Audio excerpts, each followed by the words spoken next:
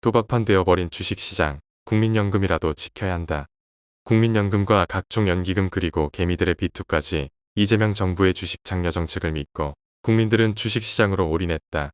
그런데 9천까지 달리던 주가가 5천으로 폭락하는 등 롤러코스터 장난감 놀이기구처럼 급등락하며 국민과 전 세계인을 놀라게 하고 있다.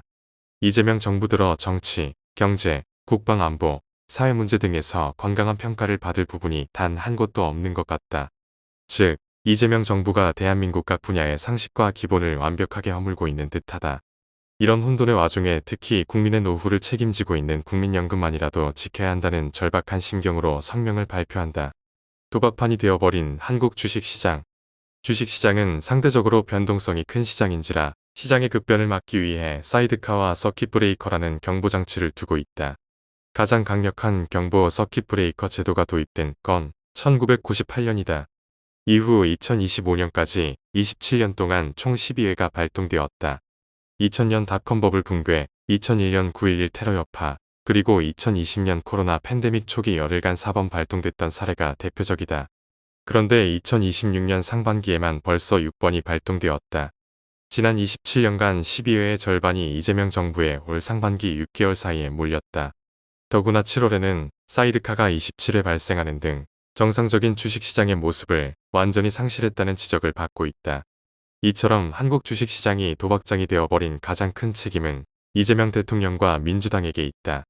그리고 정부가 주가 수준이 경제 성과의 전부라며 실물 경제는 고려하지 않고 주가 상승만을 노린 정책을 양산하고 반도체 산업의 호황을 자신들의 주가 부양 정책으로 연결시키며 반도체 산업 종목을 대상으로 한 단일 종목 레버리지 ETF를 출시하는 등 반도체 산업 주가의 버블을 불어넣은 것이 가장 큰 이유이다.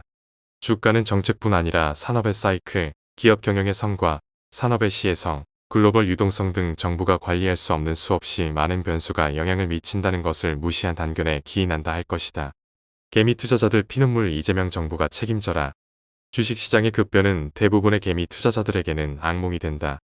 골드만삭스 자료에 의하면 7월 13일 기준 총 120만 건의 개인 레버리지 계좌가 마진콜을 받았고 이 중 약 32만 명에서 36만 건이 증권사에 의해 완전 청산되었다고 하며 일부 투자자들은 강제 청산 이후에도 증권사에 추가적인 부채를 지고 있는 것으로 보고되고 있다. 또한 지난주 7월 6일부터 10일까지 미정산 자금에 대한 실제 역거래 규모는 약 3,240억 원이었으며 이는 레버리지 거래자의 청산 압력을 나타낸다. 7월 10일 이후 급락이 반복된 상황이라 역거래 규모는 훨씬 심각할 것이다. SNS에 나와 있는 사례들만 보아도 집을 팔고 주식시장으로 뛰어든 투자 사례 등 개인들의 피해는 가늠하기 어려운 지경이다. 도박장 안의 국민연금 정상화를 위해 2026년 5월 말 국민연금의 국내 증시 투자 총액은 543조 원으로 국민연금 전체 운영자금 1,847조 원의 29.42%이다. 이는 이재명 정부 이전 평균 151조 원으로 전체 자금 중 15.7% 수준에서 2년 사이에 급격하게 증가한 결과로 국민연금에서 전년 14.4%를 기준으로 비중이 초과하면 매도하여 비중을 조정하는 리밸런싱을 실행하지 않고 오히려 보유 비중을 20.8%로 상향하는 등 주식시장을 자극하는 역할을 했다. 이렇게 국민연금이 스스로 고래의 딜레마에 뛰어든 것은 주가 상승을 국정과제처럼 내세웠던 정부의 책임이 크다. 고래는 몸집이 너무 커서 가만히 움직여도 주변에 파도를 만든다. 보유 주식을 사고 팔 때 특히 뚜렷한 매수 주체가 없을 경우 시장의 급락을 피할 수 없기 때문이다. 더구나 반도체 산업에 치우친 국내 시장의 경우 반도체 산업의 부침에 따라 국민연금의 미래는 크게 영향을 받을 수밖에 없다.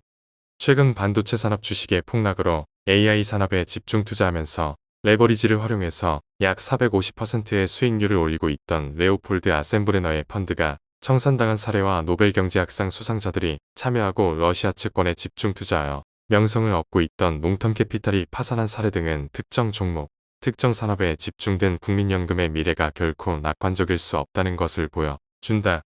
이미 심각한 딜레마에 빠진 국민연금을 지키고 개인 투자자를 보호하기 위해 우리는 이재명 정부에 다음과 같이 요구한다.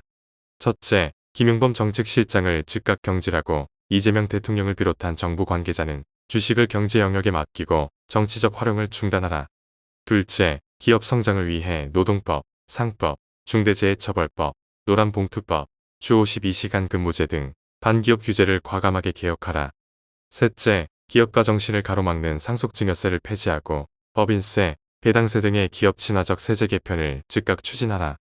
2026년 8월 4일 한국NGO연합 상속세 폐지범 국민운동본부